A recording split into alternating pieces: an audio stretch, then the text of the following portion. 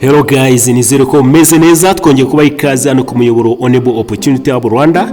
Tugiye kuza kuganira ku ngingo yitwa kuva ku ishuri ujya mu kazi. Ese biba bimeze bite? Ugasanga ukoza application ahantu hatandukanye bakakubwira ngo ugomba kuba ufite imyaka wenda 2 cyangwa umwaka umwe w'uburambe. Ese experience ko tutayigira mu ishuri, ko tuva mu ishuri dufitemo burawumenyi bwo mu bitabo, ni gute nagira experience nkiri ku ishuri ntarigeze njya mu kazi, nta training nigeze ngira? Ugasanga bikomeje kuba imbogamizi ku rubyiruko kuko dufite ubumenyi ariko na hand-on skills dufite ku isoko ry'umurimo hano hanze mu Rwanda. Aho ngaho niho ingazi yahise iza, iravuga ati tugomba gushaka uburyo ki abana bavuye ku ishuri tuzajya tuba traininga bakaza kwinjira hehe mu kazi kuko hari ubumenyi bamaze kugira. Ese ingazi ninde uyikoresha? Ese ireba abandi? Hari igihe wumva ibintu ugahita uvuga ati ibireba babandi bari hejuru ku gasongero k'umunara mu gihe ngende kuri base y'umunara bitandeba, ahubwo wowe wese birakureba. Niba warasoje segonderi, niba warasoje kaminuza, niba ushaka kuba wajya mu kazi ariko bakaba ugenda uhura n'imbogamizi bavuga ati experience certificate, ugasanga bikomeje kubera imbogamizi, iyi video ni yawe. Urasabwa kuyikurikira kugeza irangiye tukwereke neza uburyo ki wajya kuri ingazi ugakreatinga account, asigaye nawe ukaza ko wagira amahirwe ukaba habona amasomo atandukanye aguheza ama certificate bigakuraho byari byo kuvuga ngo experience, ukaba wabona akazi bitakugoye. Rero hano kuri ingazi nkeka ko mwana bibonye ubushize bari batanze imyanya y'akazi aho gukora application byakorerwaga muri Mifotra, ariko kugira uze kuba wabona iyo myanya ikaza kuba wakagombye kuba ufite account muri ingazi. Bishatse kuvuga ngo byari internal recruitment, igihe utari muri ingazi iyo myanya ntiwayibona. Kandi kuri ingazi haca imyanya myinshi itandukanye. Ingazi ni ikigo cyiza nakwifuriza kuba wakorana nacyo kikaza kuguhugura kuko n'ubundi cyashiriweho urubyiruko.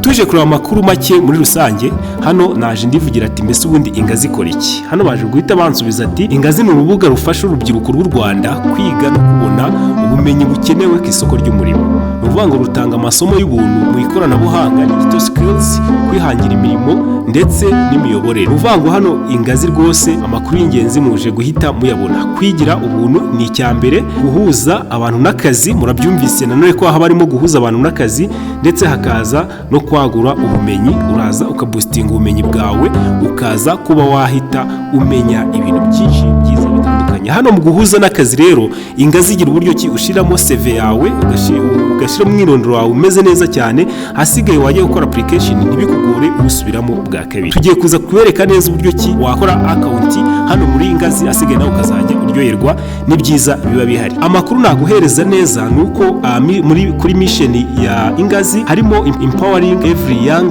person in Rwanda with skills needed to boost their employability and business acumen. Hano birumvikana neza bo bagufasha kuboostinga ubumenyi bwawe babukenewe kugira ngo uze kuba wabona akazi through strong partnership.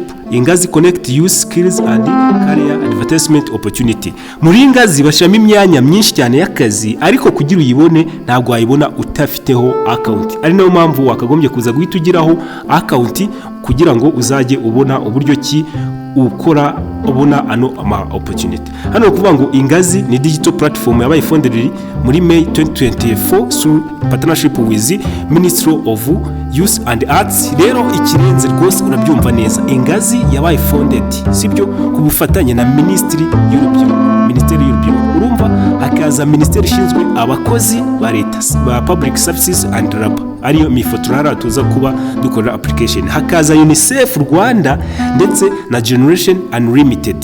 Urumva yuko ari ibigo bikomeye cyane kandi byose ari bya leta. Bishatse kuvuga ko ingazi rwose ni ikigo kiba kigamije kuba gikemura ubushomeri hano mu Rwanda. Ese ninde wakagombye kujoininga ingazi? Ingazi is designed to younger people making the school to work transmission. Reka tugarukira ahangaha. Niba tugarukira ahangaha ikintu ubashije kuza kuba wakumvise nuko ingazi yo ifasha urubyiruko bakiri batoya bakiva ku ishuri bakaba traininga kugira bahite bajya mu kazi bameze neza. Nizere yuko hano tugiye kuza guhita tujyana neza. Tugiye gutangira hano kuri turatangira just dusearchinga kugira ngo turebe uburyo ki wa joininga ngazi ukoze account. Gukora application hano no gukora profile hano, kuhakora account ni ubuntu uze kutwandikira kuri nimero ugiye kugenda ubona hano kuri screen yawe hasi, asigaye tuze guhita tugufasha ibintu bize guhita bigenda neza. Fata telefone yawe dutangire. Ese ubundi Ingazi platform kuyikoresha ko bisaba kuba ufiteho account, iyo account iboneka gute? Fata telefone yawe cyangwa se mudasobwa ifite internet, tukwereke neza uburyo ki wakora ino account, asigaye ugatangira uryoherwa na service cyangwa se opportunities ziba ziri hano kuri Ingazi platform. Ubu ni ukuvuga ngo wowe uraza hano muri web browser yawe ugasacinga ijambo Ingazi. Iyo usoje uhita ugera hano kuri ino link ihita kudirectinga hehe kuri Ingazi website. Ukigera hano kuri Ingazi website, ikintu ukora wowe hano hari Career Hub, tuzareba neza uburyo ki uyikora, ahubwo uraza hano kuri Join Ingazi. Wibutsa yuko niba ugiye kwiyandikisha bikanga, uratwandikira ati nimumfashe kwiyandikisha. Kukwandikisha ni ubuntu, nta kiguzi bisabwa. Icyo usabwa ni ukwandikira nimero ubona hano hasi kuri screen yawe, sibo ukabwira ati ngewe ndifuza yuko mwamfasha gukora account muri Ingazi, asigaye nawe ukaza guhita uryoherwa na service tugenda dutanga ahangaha. Iyo ukanze Join utegereza ino page igakora redirecting, asigaye ikakuzanira ahantu uza gushira imyirondoro yawe, utangira ukiretinga username ndetse na password. Hano rero uramutse ufite username na password wahita ubishyiramo ugakanda login, ariko kuko twebwe turi kwiga uburyo ki wakora ino account, uraza ugahita ujya hano kuri create an account. Iyo usoje create an account uza guhita ugera kuri ino page imeze gutya, asigaye ukaza gushiramo username yawe, ugashiramo email ndetse ugahita ukanda send verification code. Ino verification code wayikohereje niyo uhita uza kwifashisha ukora iki, ukomezamo ukora account yawe nyirizina. Hano uraza ugashiramo neza username yawe wifuza kuzagikoresha, uranyuza ugashiramo email yawe. Iyo umaze gushiramo email uraza ukareba neza ko email yawe yanditse neza, ugakanda send verification code. Hano urabona yuko bavuze ngo verification code has been sent to your inbox, please copy to the input box below. Wihuse uhita muri email yawe, iyo uhageze uhita usanga bakubwira ati thank you for verifying. Ubwo ni ukuvuga ngo hano bahita baguhereza code ya verification. Ikintu ukora uhita uyifata ukayizana ukayipestinga muri ya box twabonye. Iyo usoje kuyipestingamo ukanda verify code, ubwo icyo gihe bahita babona neza ko wowe urimo uragerageza kwiyandikisha ukoresheje email runaka, ufite na access kuri iyo email kuko wakoreshejeho code ukaza kuba uyibonye.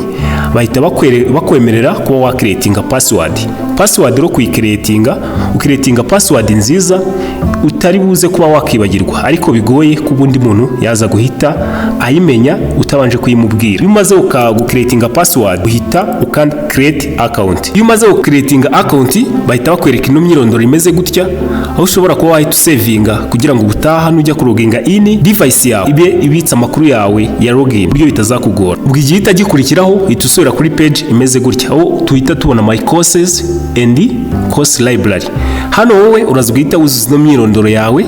Muribuka yuko naho twigeze tuyuzuza, nta nahantu twigeze dushira amazina yacu ndetse n'ibindi byangombwa bisaba na adresse z'ahantu duherereye. Ni hano uzaza ushiramo amazina yawe neza. Hano uraza ukandika amazina yawe neza, wasoza ugahitamo ahantu uherereye, province yawe, wasoza ugaselectinga age group. Nyuma ya age group uselectinga gender, nyuma ya gender uraza ugaselectinga education level. Ngewe hano ndaje mite selectinga wenda bachelor, then after barakubaza tese ni gute wamenye Ingazi. Uraza hano hasi ugaselectinga uburyo wabimenye. Hano ushobora kuza guhita selectinga I referred by an ambassador. Noneho hano bagusaba kuza guselectinga ambassador ID, wowe ukaza ukareba hano hasi ukamanuka ukajya kuri 92. Ubwo hano wahagera ukaza guhita selectinga 92, hasigaye ukaza kuba ukomeza. Iyo usoje hano kanda generate, hasigaye hejuru bagenda bakubwira ngo successfully updated, profile updated successfully. Ubwo isoje hariya rwose biba birangiye bigenze neza. Ikiba gikurikiyeho nuko uba wagaruka no kuri Ingazi, hasigaye noneho ukaza gusigninga in nkuko twayibonye, hasigaye ugatangira kureba service zirimo zitandukanye. Niba wifuza kumenya uburyo ki wa setting account yawe, hasigaye niba hari akazi kabonetse bikaba bitagusaba kuza kuba watangira kwandika ama application letter n'ibindi no gukora CV, wakwandika muri comment ati byiza cyane mutwereke uburyo ki wakoresha wa setting Career Hub yawe, hasigaye ibintu bikazajya bigenda neza. Murabona yuko haba hari amasomo menshi cyane wakiga azakugira umumaro ndetse anagufasha kubona ama certificate ahita kwinjiza mu kazi runaka bitakugoye. bye bye. Nizere uko bino tugiye kuza guhita tubikurikiza kandi bikagenda neza.